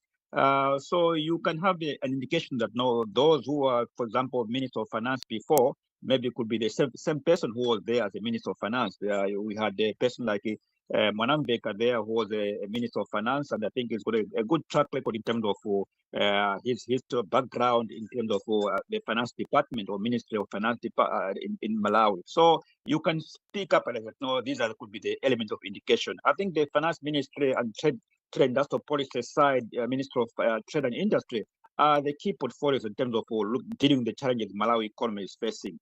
So we leave it to him. I think ours is about judging him on the point of view of whether it will be merit-based appointment or political-based appointment. But I think, as I said before, the track record speaks for itself in terms of his way he managed the country from his point of view of appointment. Yes, there were some challenges before, which centered around the issues of nepotism. So we are expecting that no, he will divert away from that principle of nepotism. So if you were in his cabinet and he made you economics minister or finance minister, what do you think you'd be able to achieve in the first 100 days? Because a lot of people will use that as a milestone of what might happen and what could be done. What are low-hanging fruit that can be fixed quite quickly? Well, I think there are three stages here. One is to deal with the monetary policy environment. So, for instance, as you mentioned earlier on, inflation rate in Malawi is sitting at 28%. Interest rates are 26% in terms of the Reserve Bank lending rate. You've got forest issues whereby the import cover is sitting at less than 10 days. So those are the first issues that one has to deal with in terms of the fixing the economy. Dealing with the issue of inflation has got the element of how you manage the fiscal policy. It's got element in terms of how you divert your portfolio in terms of investment into the economy, and also dealing with issues of import-based kind of consumption into the economy. So that element can actually be addressed from that perspective. And also on the forex side, then one has to look at in terms of how best you can position the country from the point of view of export expansion into new markets. Exports actually give in an element of pushing your reserves from the forex perspective. So element of diversification of your trade basket will actually be key into new markets, but also into expanding your products on the international market. But then on the fiscal side, one has to look at in terms of element of reckless expenditure, which has been the ongoing problems in Malawi. So dealing with issues of unnecessary international travel by civil servants, or both locally as well as domestically, the culture of allowances, which has in a way eroded the fiscal capacity of Malawi in terms of expenditure. But also you're looking at expenditure into a productive base of the economy, which is infrastructure investment. I think one of the key areas there is about the roads development. You look at the health sector, you look at also education sector, and we also look at the housing sector. But also on the point of view of dealing with issue of the industrial and trade policy perspective, obviously it's about creating a space for more investment into the economy with regard to value addition. For example, on the agriculture side of Malawi, there's a lot of raw materials that can be used in the industrial production of Malawi. You're looking at maize production towards cereals, for example. You look at production of beans from the agriculture side into baked beans, for instance. You're looking at the fruits production into juices and jam. You're looking at tomatoes production into tomato sauces and so forth. So I think there is quite a number of opportunities that Malawi can expand its value-added production side of the economy. The aim is about reducing the negative trade balance, which has been a dominant feature in the Malawi economy for over 20 years. So it's about creating space towards a positive trade balance where there's more exports than imports into the economy. How quickly can this economy start to create jobs, especially for young people? Because that, I think, is probably going to be one of the biggest pressures this administration will face. I think if one has to apply his economic sense in terms of some of the recommendations some of us have done, for instance, it can only take within 6 months in terms of fixing the Malawi economy. As long as you stick to the program, the milestones, and also the people that you appoint into the positions, it's a key factor in terms of enabling the country to move forward. So a merit-based appointment becomes a crucial element in terms of fixing the Malawi economy from the point of view of how the economy can be managed with the right people in the right positions. Fiscal discipline and managing corruption. Do you think this administration will get on top of that? Well, I think they have got lessons to learn from the past on the issue of debt management, on the issue of corruption. Corruption can only be handled if you are decisive in terms of the consequences of those that have been alleged to be doing corruption. So it's a key factor. The biggest problem I've had in Malawi is actually selective justice, where you ignore those that have been alleged to be involved in corruption and you still keep them in high-level positions in government. So dealing with that decisively would be a key factor. Element of debt management, I think, also becomes a key factor in terms of structuring of the debt, but also in terms of utilizing the debt that you get into a productive side of the economy. Here I'm referring to, for instance, in terms of where you spend your money when you're going to go and get loans for any kind of developmental agenda. So if you get a loan and then which is supposed to be done for, let's say, towards roads, and then you start now using that loan to payment of salaries and so forth, then it becomes unproductive. So moving away from consumption-based debt to productive-based debt. Productive-based debt will mean that getting involved with the debt which supports the economic transformation of Malawi towards investment into infrastructure. For instance, roads is one of the key elements. Railway development, energy side of the economy is very key in terms of enabling the economy towards progression. And that's where we'll leave it. Thank you very, very much indeed, painting us a potentially new story for Malawi. Let's just hope that the promises made are the ones that will be promises kept. Dr. Chifiba Mahango, it's been a pleasure talking to you. Always good to hear your voice. Thank you very much, Peter. Thank you. That's Dr. Chifiba Mahango, who is a prominent Malawian economist, currently serving as Chief Economist and Director of Economic Research and Strategy at Don Consultancy Group, saying that Malawi has an opportunity. Lessons must be learned from the past, and that if advice is taken and the right things are done, one can see results in the country in the short term. It's 8:30. My goodness. It's 8:30, which means it's time for your news headlines. Here's Onele Nsinzi. SABC News. Headlines. The African Perspective. Thank you, Peter. The Seychelles will begin voting today in general elections in which the incumbent president Wales Ramkalawan and allied lawmakers are looking to block a comeback by the party that dominated the archipelago nation's politics for 4 decades. Malawi's former president Peter Mutharika has made a dramatic political comeback, officially declared winner of last week's election, having defeated incumbent president Lazarus Chakwera. And Colombia's president has accused President Donald Trump of an act of authoritarianism after the U.S. launched airstrikes on alleged drug trafficking boats in the Caribbean. Channel Africa News, I am Onele Nsinzi. SABC News. Headlines. The African Perspective. Time now for your sports. A very good morning once again to Musibudi Makura.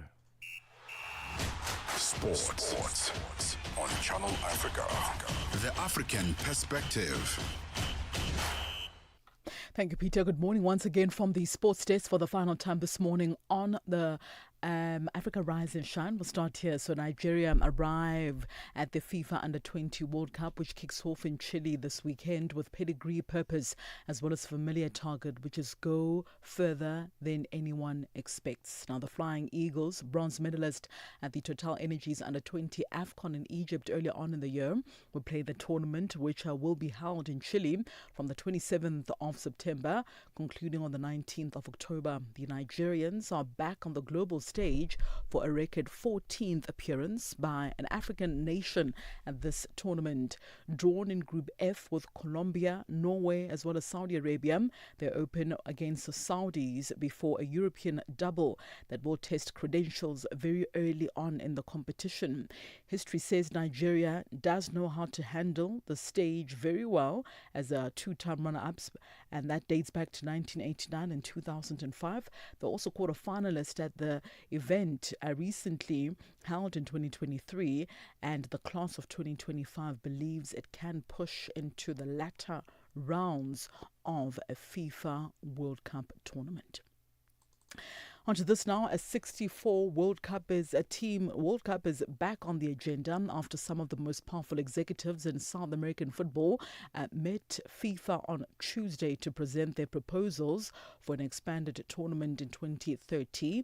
So next year's 2026 World Cup will be the biggest ever, with 48 teams competing. That is not enough for the South American Confederation, CONMEBOL, who are now determined to celebrate the 100th anniversary of the tournament by hosting as many games as possible on its continent 4 years later. Now, the first World Cup was held back in 1913 Uruguay, and in 2030, the tournament is being held in Spain, Portugal and Morocco, with 3 opening matches in Uruguay, Paraguay as well as Argentina. CONMEBOL wants more games and more teams, and made their case very clear with the president Alejandro Dominguez meeting up with the FIFA president Gianni Infantino in New York in the USA on Tuesday. So FIFA is duty-bound to consider proposals and ideas which are put forward by member associations, and a 64-team tournament is not something which is a policy priority for the current FIFA administration. So a 64-team World Cup tournament will almost be a third of FIFA's 211 member associations playing in the finals, and would also make qualifying a little more than a formality for the stronger teams. Well, South Africa's Baby Proteas netball team continued with their 2025 Netball World Cup winning streak as they thrashed Fiji 86-35 in their final group match on Wednesday. The two nations met for a 4th time, and South Africa are yet to taste defeat in this clash. The Spar Baby Proteas are yet to also taste defeat at the 2025 Netball Youth World Cup out in Gibraltar. Precious Mthembu's Chargers would like to carry this winning streak into the quarterfinals. This is what Mthembu had to say following that performance against Fiji yesterday. Very pleased with the team's performance today, especially getting the win against a strong Fiji side. The results really secured our spots in the quarterfinals. Now we shift focus to our next challenge against Cook Island. Fortunately, we had an opportunity to play Cook Island in our warm-up games when we got here in Gibraltar, so we kind of have a good sense of what to expect from them. Today was just being clinical, managing the energy on the girls' legs, making sure that everyone is on the same level. On to tennis news now. Maria Sakkari overcame Ashlyn Kruger in a marathon first-round match at the China Open in Beijing yesterday. The Greek edged the Titan counter to go through 7-6, 6-7 and 7-5 in a match lasting 3 hours and 29 minutes, the third longest on the WTA Tour in 2025. So Sakkari trailed 2-4 in the decider before winning 5 of the next 6 games to seal the victory. She'll next face 25th seed Leila Fernandez of Canada. Meanwhile, Barbora Krejcikova moved into the second round of the China Open in Beijing with a 6-2, 6-2 win against Anna Blinkova. The Czech Republican was largely untroubled, even recovering from a 2-love down in the second set to win 6 games in a row. Krejcikova completed her victory in 1 hour and 9 minutes and will next face Ekaterina Alexandrova in the second round of this tournament. And finally, in golf news, the Ryder Cup has warned fans to expect increased security measures on the first of this week's tournament, with U.S. President Donald Trump set to be in attendance. Organizers say fans should expect airport-level security around certain parts of the Bethpage golf course on Friday, and fans who leave an area and wish to return will need to be checked in again. Trump has attended a number of sporting events since returning to office, with the start of the men's final at the US Open just last month that pushed that final back by 30 minutes due to delays for fans entering the arena. It's 8:38 a.m. Central African Time. That's a wrap of your sports news this morning on Africa Rise and Shine. There'll be more sporting updates in the next hour with the On The Move team. For any sports stories you'd like to share with us, send us an email to newsroom@channelafrica.co.za, or remember to also give us a call on +27 11714 4459. For Channel Africa Sport, I am Musibudi Makura. Sports on Channel Africa. The African Perspective. Je, una jambo lolote akilini mwako? Je, una shauku kuhusu masuala muhimu? Na je, una maoni ambayo unataka yasikike? Kweli, hili jukwaa ni la kwako. Piga simu au tuandikie kwenda WhatsApp namba alama ya kujumulisha 2760552594 na tutakupigia simu. Mtangazaji wa habari zetu za Afrika Kusini mjini Johannesburg. Hivyo unaweza kuwa mshirika kwenye matangazo yetu. Sio mazungumzo tu, ni fursa yako ya kuchangia maoni yako na kushirikiana na jumuiya ya wasikilizaji wanaotamani mtazamo wako. Tufuate kwenye mitandao ya kijamii. Tembelea tovuti yetu www.channelafrica.co.za na uwe tayari kushiriki na kuchangia maoni yako kwenye Channel Africa. Channel Africa, mtazamo wa Kiafrika. It's time now for us to take a look at what's happening in the world of business and at the business desk this morning. Let's say good morning to Buntle Hedbush. Business News on Channel Africa. The African Perspective.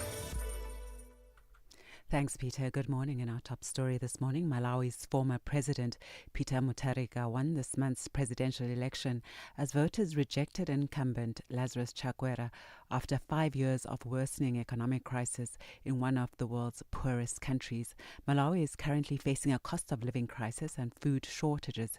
In the build-up to the general elections on the 16th of September, former President Arthur Peter Mutharika said his priority would be to fix the economy by cutting spending and reducing the country's debt. African political analyst Griffin Murawusa says Mutharika will have to prioritize the economy in his first 100 days in office. He has to fix the economy. The economy is in a very bad shape as per now. As I've already indicated, the cost of living is very high. In terms of agriculture, Malawi is in dire need of a food security situation. The cost of living is beyond earning. So it's a must for the president-elect to fix the economy in his first 100 days or first year. Lesotho's Trade Minister Mokgethi Shedile says the U.S. plans to extend the Africa Growth and Opportunity Act, AGOA, by a year. A slew of tariffs that the U.S. President Donald Trump imposed on global trading partners in April hit African countries hard and were widely seen as a death knell for the AGOA deal. Lesotho initially got hit with the world's highest tariff of 50%, but this was reduced to 15% in August. South Africa's National Liquor Traders Council says a sustainable solution is needed to address the rise in substance abuse among youth, which does not include banning alcohol advertising. The remarks follow concerns raised by the Deputy President Paul Mashatile, who highlighted that substance abuse not only harms young lives but also contributes to unemployment and crime. Critics believe that alcohol advertising plays a significant role in promoting alcohol consumption among young people.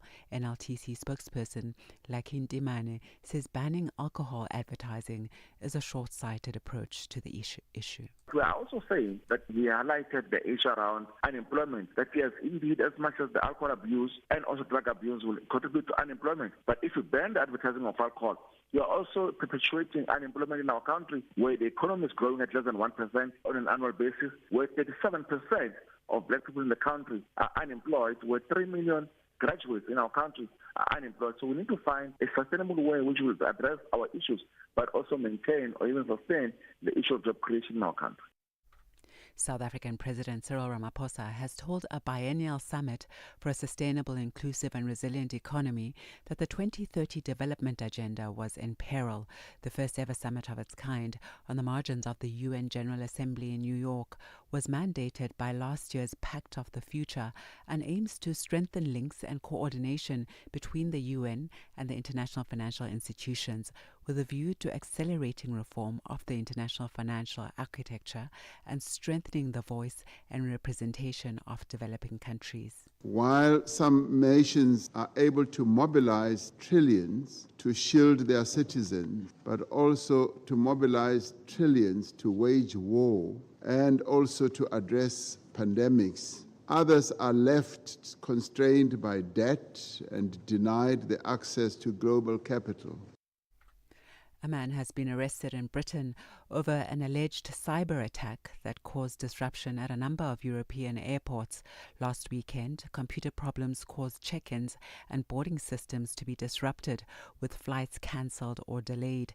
The BBC's Graham Fraser has the details. The man was arrested and then released on bail as part of the ongoing investigation into the cyber attack that caused delays for passengers at Heathrow, Brussels and Berlin airports over the weekend. The National Crime Agency say he was arrested on suspicion of computer misuse. The airports spent several days trying to restore normal operations after the cyber attack on Friday disrupted their automatic check-in and boarding software. Some of the affected airports resorted to boarding passengers using a pen and paper. The EU's cybersecurity agency said criminals are using ransomware to cause chaos in airports around the world. And now time for a look at the indicators. $1 in Nigeria is trading at 1,488 naira this morning. In Botswana, it's 13 pula 16. Kenya, the dollar is trading at 128 shilling 46, and in Zambia, it's 23 kwacha 60. The BRICS countries, $1 in Brazil is trading at 5 real 30. Russia, 83 rubles 71. In India, it's 88 rupees 74. China, 7 yuan 12. And South Africa, $1 is trading at 17 rand 29 cents this morning. $1 is trading at 74 pence to the British pound, 85 to the euro. Looking at commodities, gold is slightly higher this hour. It's trading at $3,744 per ounce. Platinum at $1,484 per ounce. The price of Brent crude oil is also a bit higher at $69.12 a barrel. And those are your business news. I'll be back with another update in the next hour. For any business stories you'd like to share with us, please send an email to newsroom@channelafrica.co.za or call us on +2711 714 4459. For Channel Africa Business, I am Bontle Headbush. Business News on Channel Africa. The African Perspective. Heritage Month is a time to remember where we come from and celebrate where we are going. Channel Africa. Catch us on DSTV Channel 802. Africa in Business on Channel Africa. The United States was very vocal at the beginning of South Africa's G20 presidency, and this is largely due to strained relations with South Africa at the time, that they were not really keen on participating. Where do they stand right now? The US is planning to take over the presidency of the G20 next year, and our understanding from them is that they intend to continue to do so, and therefore it is quite difficult then to be in a situation where you are not attending deputies' meetings or discussions during our presidency and then to take over the presidency next year. From a finance track perspective, there has been engagement. We've been working on a communique last week and this week here in Zimbabwe. What's important about that is that it's a consensus document. And so all the members in the room have to agree to the language that is used there. And our US colleagues have been part of those discussions and negotiations. Bringing the African markets into your home. Channel Africa, the African Perspective. Soweto Showdown this Saturday, the 27th of September. Kaizer Chiefs face Kabuscorp in the CAF Confederations Cup at the iconic FNB Stadium. Who will dominate on the pitch? Tune in at 1500 Central African Time on SABC2. The game is on and it's everywhere.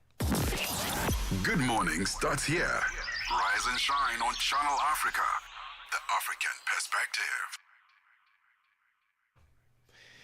Now, the foundation of South Africa's late world-renowned statesman Nelson Mandela has launched the Heritage Range as the Southern African nation celebrated heritage on Wednesday. Heritage Day is observed annually on the 24th of September. Now, the range launched is a clothing collection that celebrates culture whilst drawing inspiration from Nelson Mandela's iconic shirts. Well, for more on this, we're now joined by the Head of Communications and Marketing at the Nelson Mandela Foundation, Tsepang Motsekua. Thank you very much indeed for joining us, Tsepang. Always good to talk to you. Hi, Peter. So lovely to talk to you too. So tell us a little bit more about the inspiration behind this clothing range. Everybody knows these iconic shirts, Madiba shirts, as they've been termed. Is that what we are expecting to see with this range? You know what? Maybe just to take a step back. So we often have different merchandise. We use merchandise as a touch point for some people to connect, with Madiba's legacy. So when we have different designers who design different shirts for us. So when we chatted to, she calls herself the Emma Show, which is Emma Stradum. She's known for bold colors and doing very interesting things. So we just gave her our brand CI and the centenary CI that we had developed, which also has Madiba's handwriting, which was developed into a font. So we gave her that and said, let's see what you come up with. And she took the inspiration from the shirts. And what she came back with was really a celebration of South Africa's young democracy. She uses the shwe pattern, she uses Madiba's font, and then she did the repeat style, which is similar to the patterns of Nelson Mandela's shirt. And we liked it so much, we said this just has to be accessible to everybody. We have an online store, it's really just memorabilia, but we just decided with this range, we just need to make it accessible to everybody, go to the most affordable retailer and license it out, and let's see if the nation would enjoy wearing something that connects them to the legacy of Nelson Mandela. And that leads me to my next question. It's been a while since Madiba has left us. And but he's still iconic globally, even not just here in South Africa. Is there still that emotional attachment that people have to the Madiba, the name Nelson Mandela, to a point that we want to wear clothing that reminds us of him? That's a very good question, Peter. In our experience is people still want to connect to Nelson Mandela. People still connect to his values because they speak about humanity and equity for all people. And some people, of course, that we've got generations that now the memory or the experience of the struggle against apartheid is a bit far for them. So we try and connect them to what Madiba stood for, to Madiba's dreams for a peaceful and democratic South Africa by different ways. Some people respond to our sporting events. So we've got the Mandela Day walk and run. We only started it about 4 years ago with about 1,000 or so participants. We're now sitting at 8,000 participants who want to come and they want to wear the shirts that, make them think about Madiba. They enjoy reflecting on Madiba's values in that way. And then we just thought that since our merchandise do so well online with tourists, with different people, we said, let's see if we can connect a younger generation with Madiba by playing on his sense of style. We did not go out and advertise this, and we're just piloting it, but it's just another touch point to connect to Madiba's legacy and values. I think you started to touch on it a little bit earlier on, but is everybody catered for? All age groups, or is there a range that you're looking at? So for this range, it was primarily for the kids. We know that the kids are the ones who get very excited about Heritage Day and their schools, and they wear different things. So for this range, the retailer, because we don't have experience in this, their go-to-market plan was, let's start with the younger kids. So the range starts with t-shirts and shorts for boys, dresses for young girls, and there's some adult shirts for their mummies and their daddies, but it's primarily targeted at young people. It does sound like you're at the beginning of a journey, and is this something that you're hoping to grow, and people will be able to order from any part of the world, because there are fans everywhere? Yes, definitely. As I was saying, our online store does very well. We've got a lot of merchandise and memorabilia that we sell, and people respond very well to it. With this range, while we launched it during Heritage, is just we want to connect all South Africans to that heritage that we all have, which is our young democracy. So yes, it's a beginning. And it really depend on how people respond to it. These are things that we just pilot from there every now and then and see how they do. With the Mandela Day walk and run, for example, we never thought it would become so big. We started with just doing Madiba's where he used to walk when he used to exercise around in Houghton. But the demand just grew and grew and grew. So we'll see how it happens. If this grows organically, we're not really going to be going out and publicly trying to market the merchandise. That's not what this is about at all. It's just to find an interesting way to connect a new generation to Madiba's legacy. And most importantly, how can people purchase these items? So they can purchase these items at a local retailer. We went for one of the cheapest. I don't know if I'm allowed to even mention the retailer on air. I know I don't want to advertise, but one of the most affordable in South Africa, just so make that the price point to be accessible for everybody. Right, and online as well.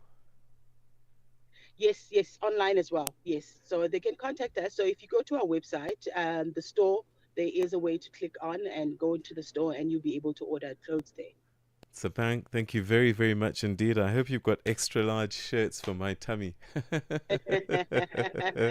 Peter, so lovely talking to you. Lovely seeing you again. Thank you so much for your time. That's Sepang Motsekua, the head of communications at the Nelson Mandela Foundation, speaking to us about this clothing range, a new one that they've launched, and catering initially particularly for children.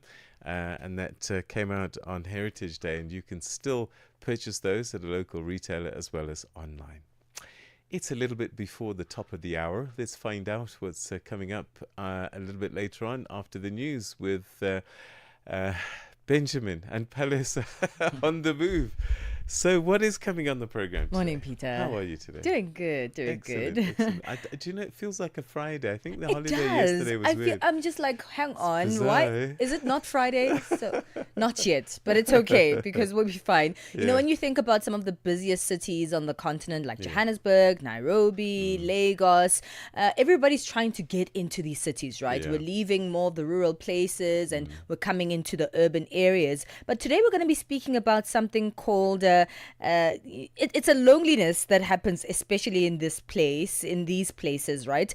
Because there's so many of us, but still a lot of us feel emotionally distant, unseen, and disconnected. Crowd loneliness is what it's called. Do you know what? It is such an interesting thing. I mean, I live in a townhouse complex. Yeah. And I have to say, I don't know 90% of my neighbors. Same. And yet we go through the same gate, same security, everything. But I might as well be in another town. And if I think about that, because, I also live in a townhouse, complex. But when I go back home, where my mother is in the township, she knows all her neighbors, they talk, they interact, etc. So it's quite an interesting phenomenon. Then in today's Becoming feature, we're going to be looking at a type of intelligence called positive intelligence, which is really an intelligence form that can have people identify their weaknesses and their inner saboteurs. So it's not just about IQ, but it's more of an EQ that's allowing us to grow. And we're going to be speaking to someone who uses this positive intelligence to help people, get to the next level of their lives. That sounds exciting. Positive intelligence. I want loads of that. Okay, Peter, how old is your oldest kid? 29. 29. And when they started dating, how did that make you feel? Eish. Do you know, there's this thing about sons and daughters. Yeah. And so because both my children are girl children, Yeah. it's a thing for me, because as a man, I know what boys get up to. So it was traumatic. Very, very difficult, right? And today in our parenting and family corner, we're looking at that, parents who start that phase where their children start to date and, finding that juggle between giving them independence, but also providing guidance and support while also dealing with your own feelings about it. We're having a chat about that. Oh, gosh. That's going to be a very interesting conversation. And you and I are coming from different sides of the spectrum, right? I have a son. Yes. You have daughters. Yes. But it's still not easy. I'll tell you, even if you have a son. It's interesting that I wonder if there is a difference in the dynamic whether you're a mom or a dad. Also. Yeah. And so we'll chat about that a little later on. I look forward to that. So there are lots coming up on The Move after the 9 o'clock news.